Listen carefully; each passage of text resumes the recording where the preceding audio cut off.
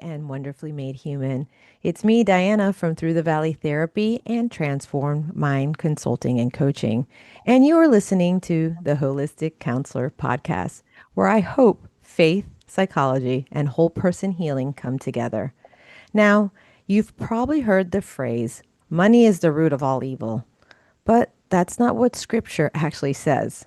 1 Timothy 6:10 tells us it is the love of money that is the root of all kinds of evil. And that distinction matters because our relationship with money runs deep. For many of us, it's not just about numbers. It's about identity, safety, fear, control, and even faith. So today, we're slowing down to explore something I've been personally curious about because when I get curious, I want to learn alongside you. That's why I invited today's guest on the show. Jennifer Schrappe is a licensed professional clinical counselor and supervisor with over 20 years of experience. She's IFS informed, internal family systems informed, bilingual, and a Christian counselor who integrates spirituality into her work when her clients desire it.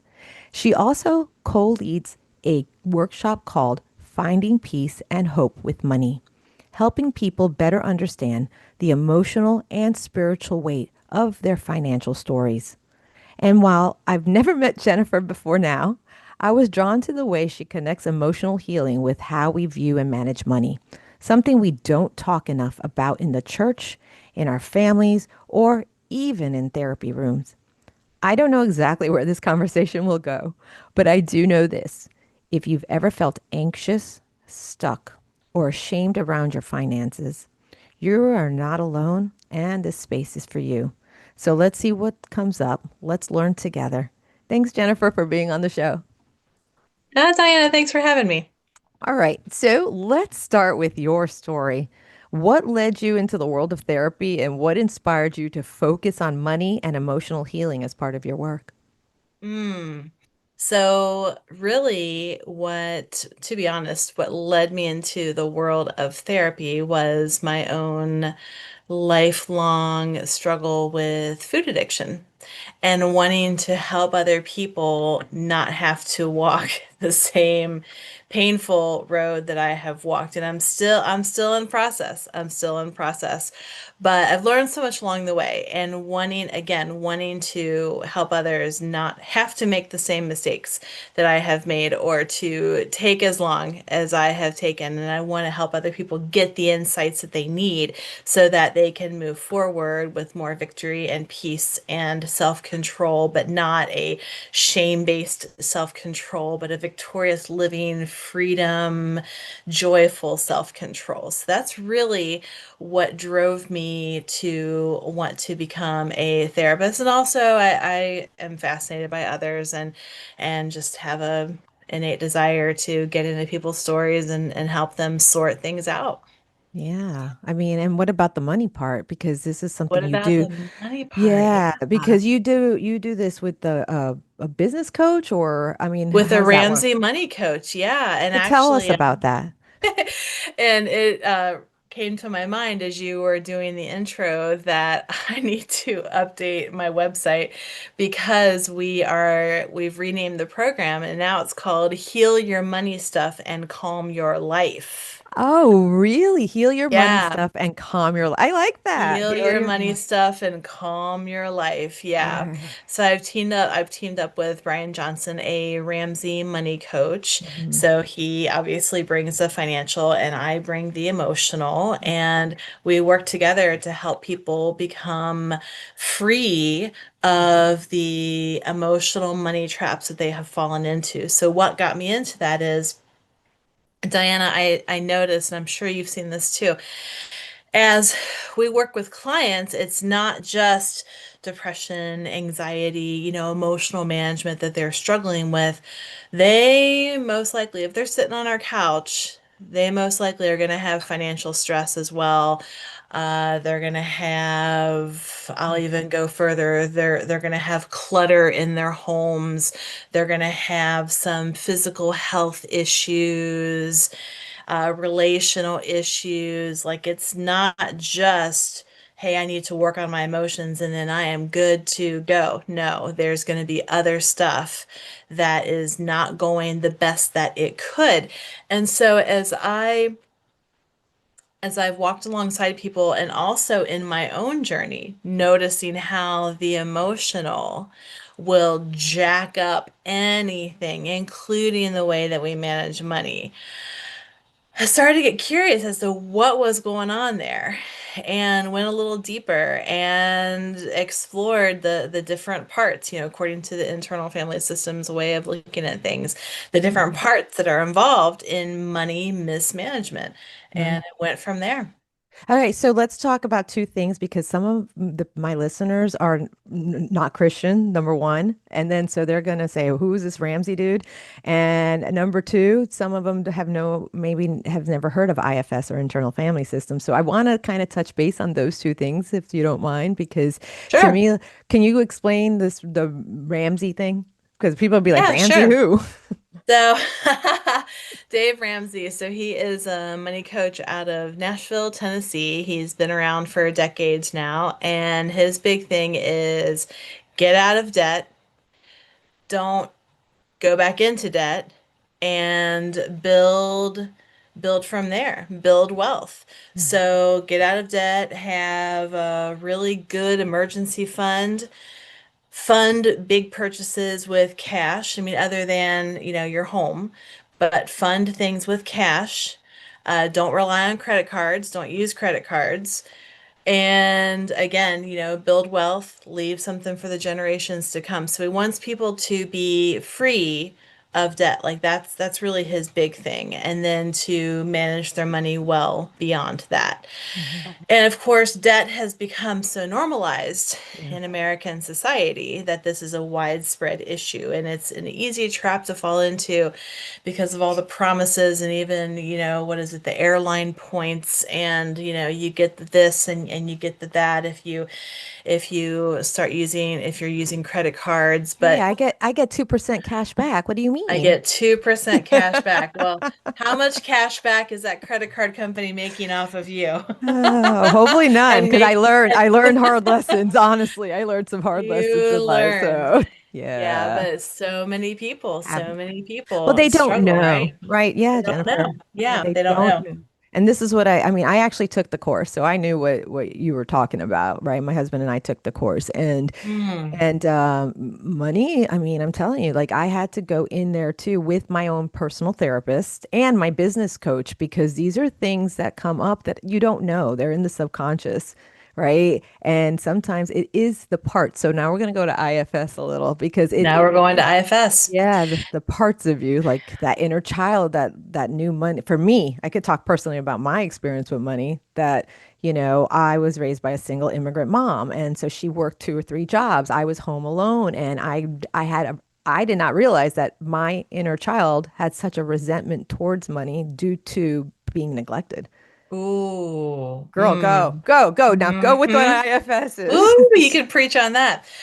All right, so IFS, Internal Family Systems, has Mm, been around for a few decades now, and it teaches that inside we all have this internal system of emotional parts and emotional wounds. And they all react to each other and they react to what's going on in present day and they react to old experiences and they can get triggered by a variety of things. Sometimes it's as simple as, hey, you're really tired, and now here comes the anxious brain, worrying about this and worrying about that. And you're like, I just got to get myself to bed because my brain is not capable of making a whole lot of sense right now. So sometimes it's that simple. But when there are chronic lack of peace, lack of clear mind issues, there's stuff inside that needs to be sorted through, that mm, needs to be addressed with compassion, with patience. Now, at the core of this system is our true nature. It is what IFS calls self. And when we are in self, we are free of anxiety. We are free of depression. We are clear minded. We have hope and we have direction and we have more creativity and empowerment. And we understand that we don't have to tackle things all at once. We can take a step at a time. We are more connected to others. We're more chill and well managed. And at So it's peace. this, yes, All at right, peace. It's this peace. lovely state to be in. And what those who developed IFS at that time, back in the 90s, when they were developing this model, what they didn't realize is that for those who follow Christ, that's who we are in Christ. Like that's Mm, us being united amen. with the Holy Spirit and guided by that Spirit.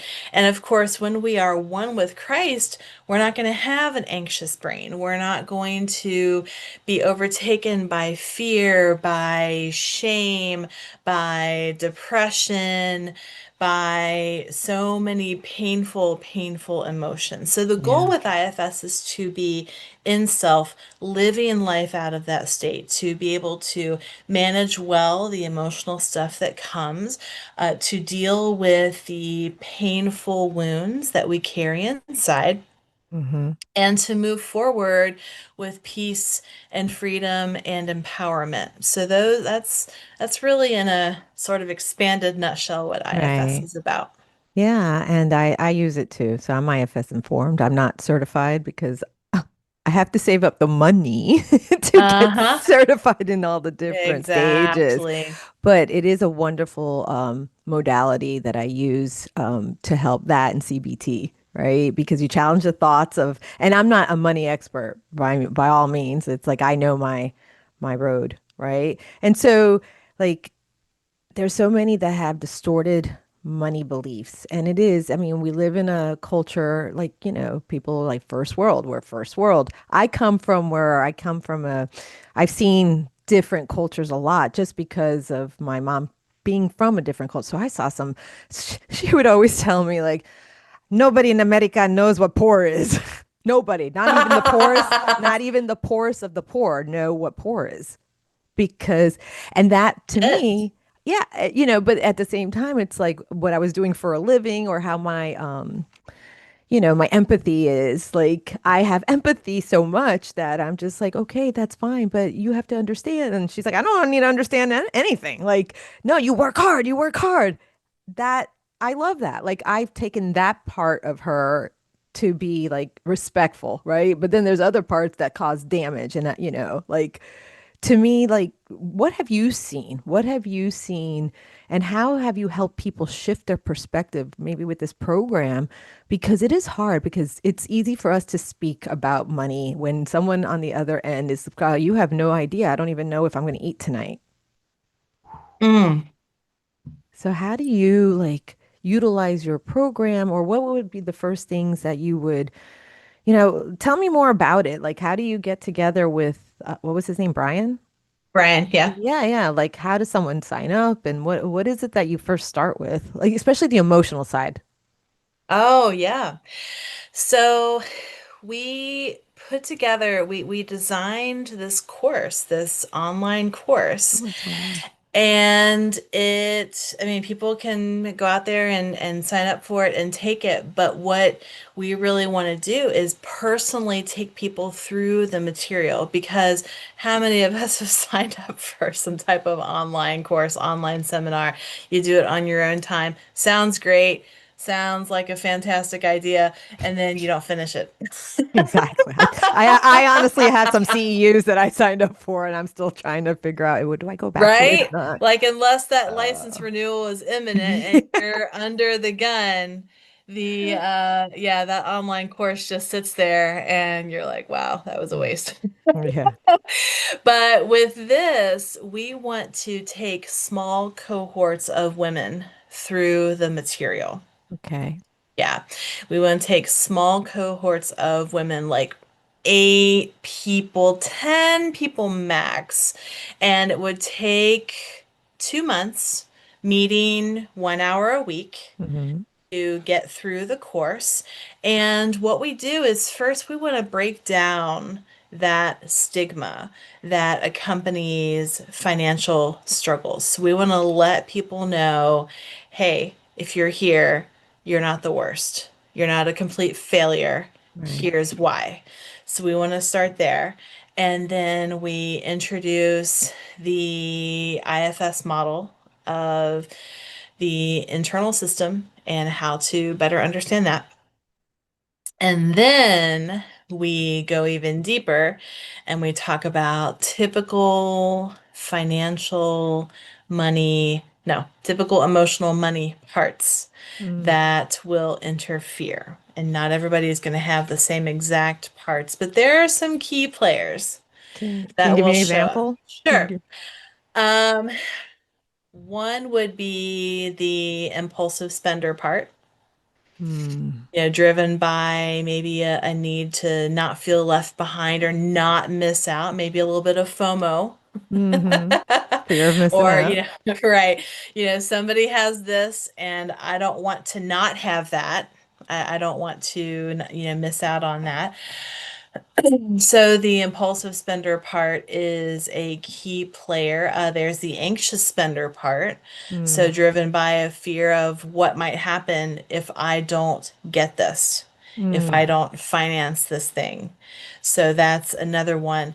A part that is especially interesting to me is the rebel part, which is not about to be controlled by anything, including a money management program, including a budget. That it doesn't matter that the person holding this rebel part inside is the one coming up with the budget. It's not Wow. like it's a budget that's being imposed. This Uh-huh. rebel part is going to be like, I will not be controlled by something like that. And of course, that is typically going to be based in experiences of being disrespected, overpowered, mistreated. Even, Jennifer, we got to stop right now because right now my whole system is going, holy crap. I am are you that rebel freaking out? part. I am freaking out and I Are don't you even know freaking you, out? girl. Like, no. And I just honestly, this past Friday, I was in a mastermind group with Christian colleagues, and there was four of us. And this got brought up. They asked me a question, and I'm like, and we help each other out in that manner. And that's exactly it, Jennifer. Like, I know I've done the work in therapy, but there's still a part of me going, no, like somebody asked about, are you getting sponsors? I'm like, I don't want a sponsor because then they have their thumb over me or in my podcast.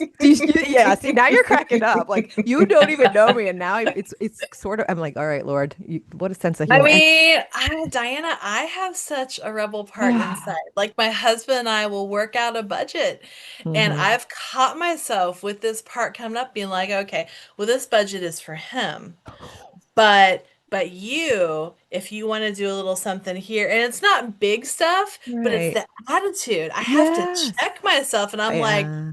what is that? Yeah. What is this part? This part is reacting to something.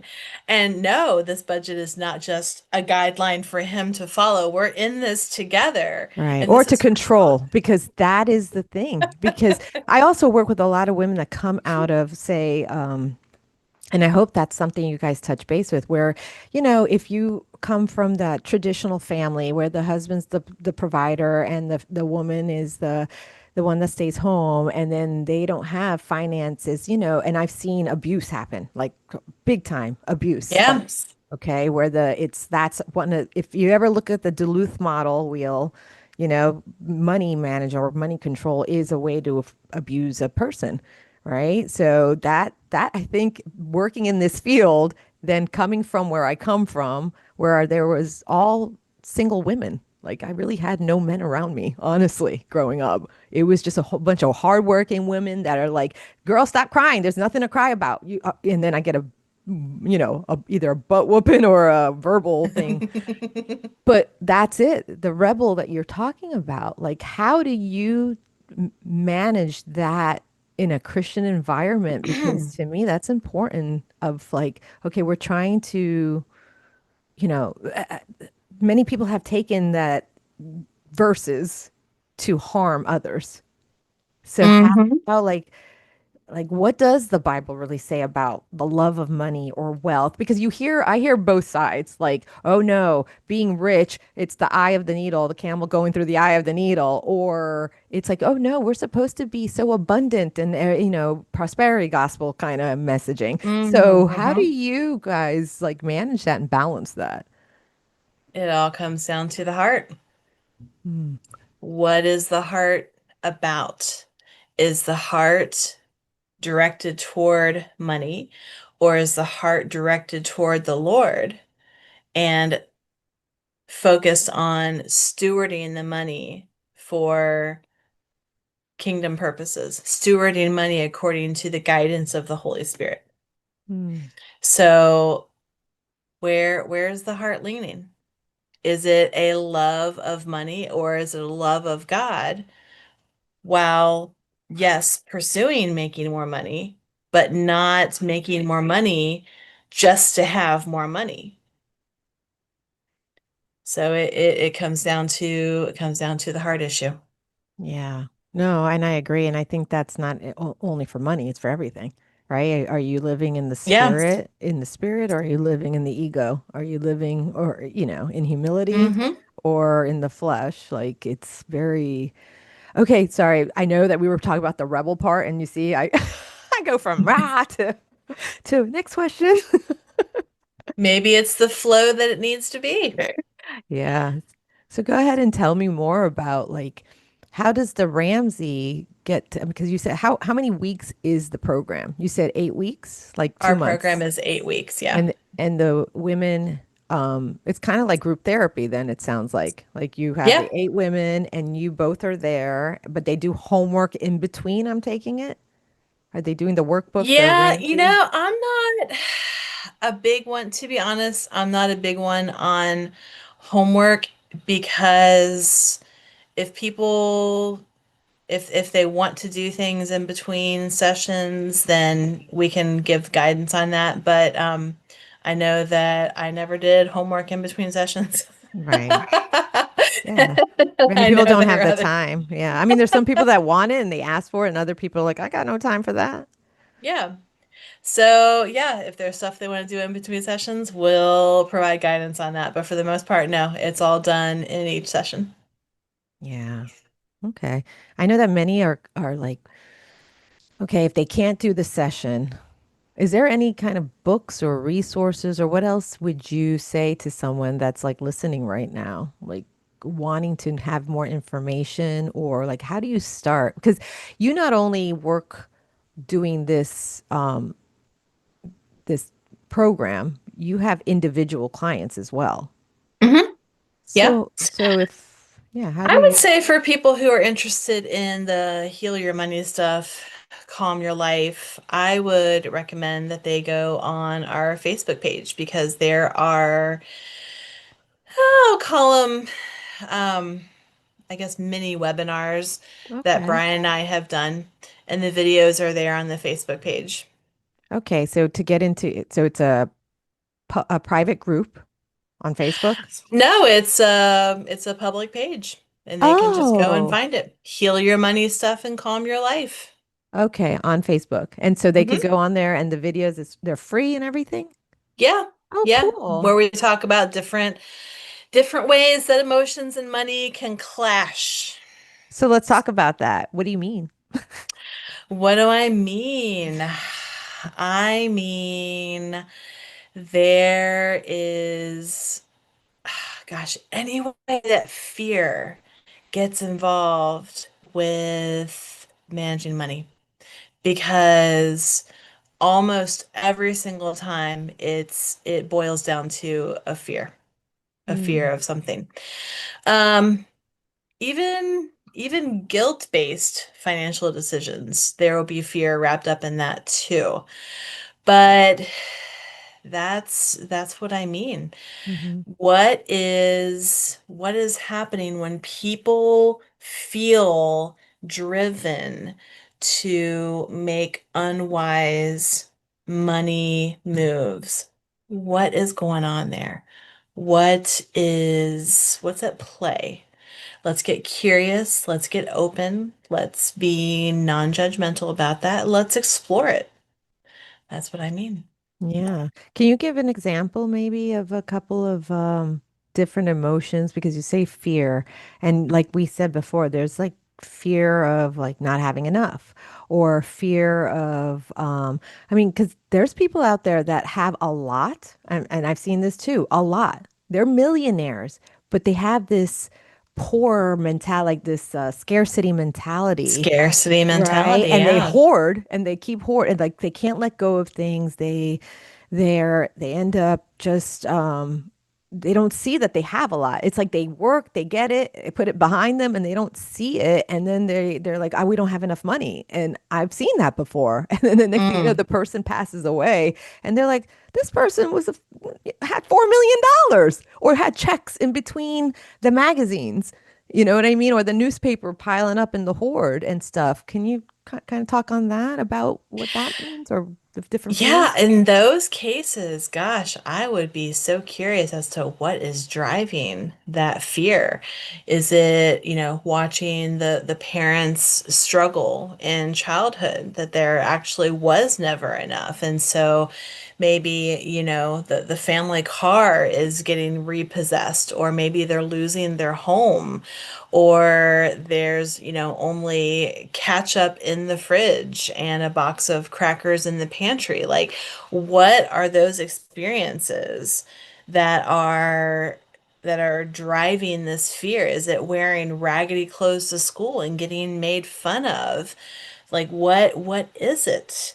And I believe that it can be healed so that people can then see with clear eyes and true discernment. Mm-hmm. They can see things for what they really are Yeah. and keep reminding themselves, no, we don't have to live in fear. We don't have to. Yeah. Yeah. That's the surrendering, right? The many humans are caught between the surrender and control, Yeah. right? And so like I'm trusting God versus I'm terrified of falling behind. What would you say to someone feeling pulled in both directions?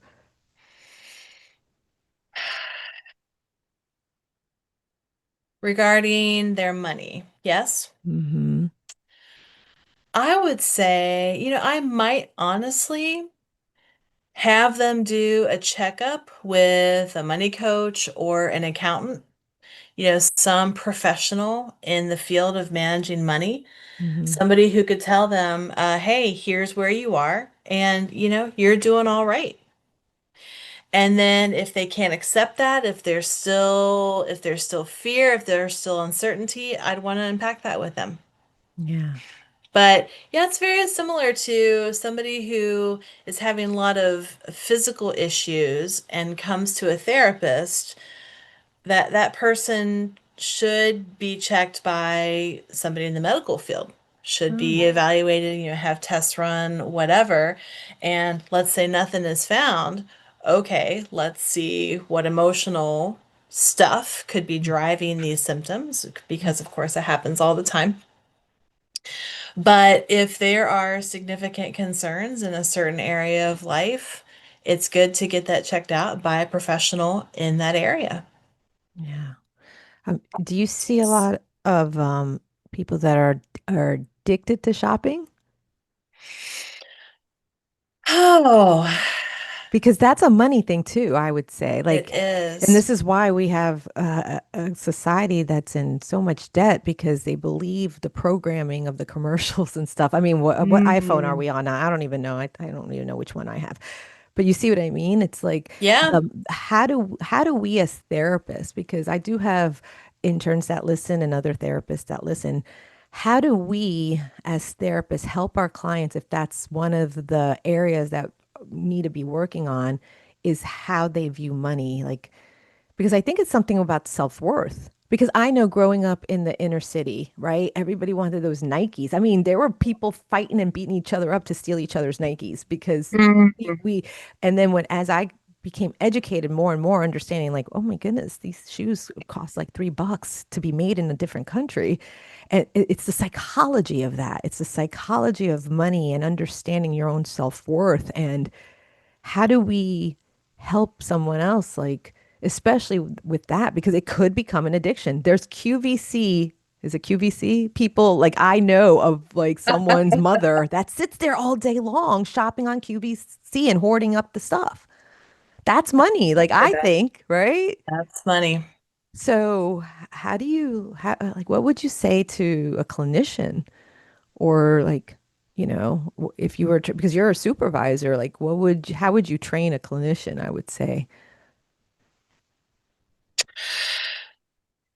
If they have a client who either has admitted to financial issues or spending issues like that, or if Hmm. the clinician suspects. Yeah, both. Like, okay, maybe, Both, yeah. yeah, Hmm. because, Yeah, if the client admits to it, hmm first I would encourage the clinician to make super clear that it's a space, the therapy office is a space and therapy process is a space of zero judgment, zero judgment. There's always a reason why people do what they do. There's mm, always a reason why people feel what they feel. Okay? And start the conversation. Hey, tell me more about what you're doing. Tell me what you're feeling when you're doing this shopping, or maybe right before you're doing that shopping. What kind of pushes you into it? Let's explore that. Let's see what's going on so that you can reach a place of more peace. If it is a if it's a client who has not admitted that this is an issue, mm, gosh, I would wonder about administering some kind of questionnaire that would pick up on that, maybe in a packet with some other questionnaires so that it's not completely obvious. hmm So I mean, as a way of helping the client first and foremost to see, oh wow, I'm answering yes to a lot of these questions. How about that? yeah, So that could be a way of doing it. Or, if the counselor client relationship is ready for it, if there's that good solid foundation of trust and unconditional positive regard, all those things, then the therapist could say, hey, I've heard you talk about your spending. Um, do you have concerns about that? Because if the client has zero concerns about it, that can be a bit tricky. yeah, Or if the client's like, yeah, I know I shouldn't be spending this much on, makeup or mhm, clothes or shoes or, whatever, but I don't know how to stop. Then you just dive in. yeah. Because what do you think is the reasoning is for some? Because we can't, like, unless we're sitting there with them and really, because humans are so unique and complicated and not complicated. So, like, the way the Lord made us each our own thumbprint, but we're all alike, isn't that like we all have the same color blood? I mean, like, Hmm. right? Um, I know with my own personal situation with money and what I see in some of my clients too, it is it is something that probably we could speak on why people do drugs or why people become addicted to whatever it is that they become addicted to, right? Is that the self-worth of who they are and not understanding who they are in Christ, because that goes back to the self in Mhm. IFS. So with these different parts that come out, like, is there ones that you name? Because I know, like, I have a bunch of different ones that I write out. Or, Oh, we all do. right? I mean, so you got the anxious planner, the avoider, the spender. I mean, we've heard this before with what you do with Brian, right? Mhm. Is Yeah. it you utilize Ramsey's program because I together with your own program mixed together, or is it just like it's Hmm. Ramsey informed? No, we don't even get there Okay, I was wondering. because Okay. yeah, because we are dealing with the stuff that will interfere every time Ah, with working a program like okay. Ramsey's program. That, Okay. wow. People could even sign up for his class and go through the whole thing and still like make zero changes because there's all this emotional stuff going on Right. inside, Oh, good, right? Jennifer. Okay, yeah, we need to explain that because to me, I'm thinking I took the program and I was with a group of people, and so someone can do the actual program. The what's it called? I forgot. Financial Peace University, right? Yes, yes, Financial Peace University at their church or wherever. And at the same time, they could take your program. And that's probably the most, honestly, people that are listening, I've done it on my own. And yeah, I got some stuff and I'm kind of like educate myself and read books. But for someone that has no idea, a young couple or per se, or a woman that's been in debt, you know, so your program actually goes straight into all the emotional stuff. That's phenomenal. That's Hmm. phenomenal. Okay, Yeah. so let's just can we just talk about the because since I know about it a little bit too is the Dave Ramsey because people that have no idea they're like, "Oh, I can't I'm in debt and you wanted me to pay the $99 to do it or whatever." And sometimes you could get scholarships and stuff. It is beneficial in some parts because I honestly I think what it does, it takes the cognitive logical parts of the situation and it does miss the mark, I think, on the what you guys are working on, honestly. Because to me, when I sat there as a therapist, right, not everybody in there are therapists. There's all people Hmm. from all walks of life that come in. And I'm sitting there going, well, what about like the inner child that's like having this? Like all of a sudden you're trying to do your budget, which it helps in that. So what else do you do differently? Because if you're kind of getting the Ramsey, like how else do you like, is it a curriculum that you guys are setting up or you have? In a way, yeah. Yeah, it's a curriculum that we have developed. And so it's first, it's again working to take away that stigma that's associated with ongoing money management struggles. And then we teach about the emotional system. And then we teach about the specific parts that are key players in emotional money stuff. Hmm. And then the last part of the program is helping people to rewrite their money story so that they can move forward. So we teach them how to work with these parts. Brian works with people to come up with a budget and Wow. then we'll help them to unpack their parts as they do that too, because of course that's going to stir stuff up. Yeah. So Wow. we bring them to a point where they are going to have a freer, a renewed money mindset, and they'll be able to move in the directions that they've always wanted to, but were disabled from Hmm. doing so by their parts. Okay. And how do you, I mean, do people that come, are they both Christian and non-Christian? Do you utilize the word of God in it too, or do you have two separate ones? Like these if Nope, they're just, how's this work? it is all secular. Okay, that's okay with me. I mean, we want to, okay. And so, but is spirituality ever put in it if they want it, or how's that? Sometimes we might bring that in.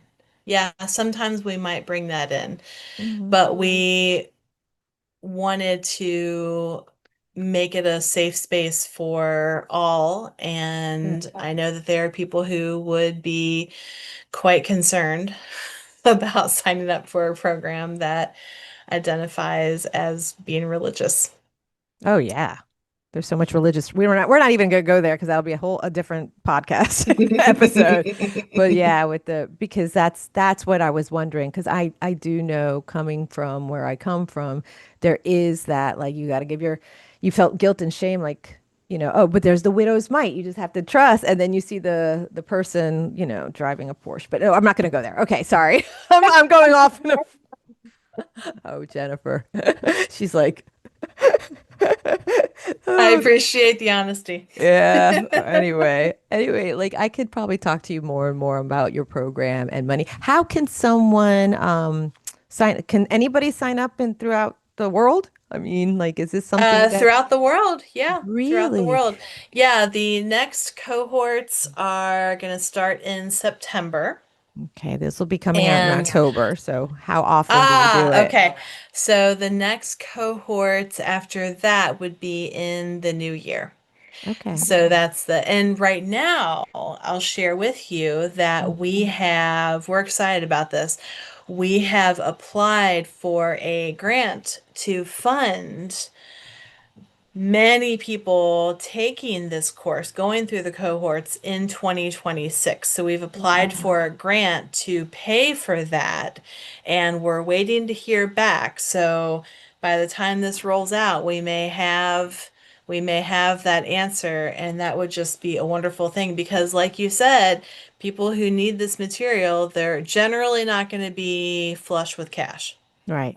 They can't, it's so true, and to me, I think of that single mom or the one that just came out of a abusive relationship and they don't have the finances and they're looking for help, and the money mindset because there are people that have a lot and they just are not um able to understand money and that they just want more and more and more and more. I'm so sorry. You hear my dog? Oh, I don't hear anything. Oh, good, good, good. Oh, sorry, guys. My dog's barking like crazy right now. I love it. Anyway, is there anything else you would like to share with the audience before we say goodbye?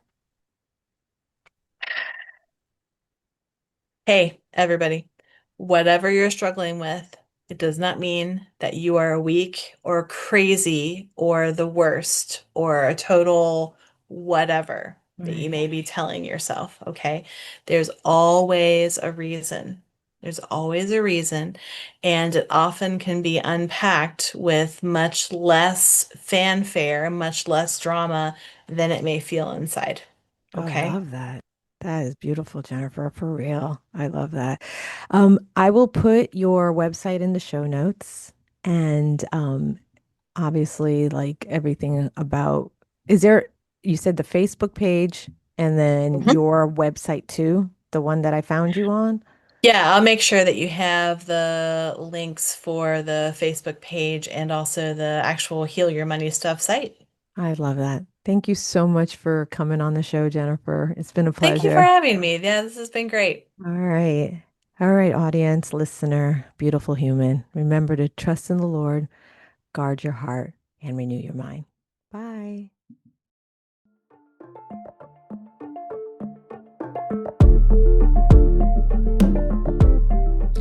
And now for the disclaimer to make sure you understand that you are responsible for you. The content provided on the Holistic Counselor podcast is for entertainment and informational purposes only and is not intended as a substitute for professional medical advice, diagnosis, or treatment. Always seek the advice of your physician or other qualified mental health provider with any questions you may have regarding a medical or mental condition. Never disregard professional medical advice or delay seeking it because of something you have heard on this podcast.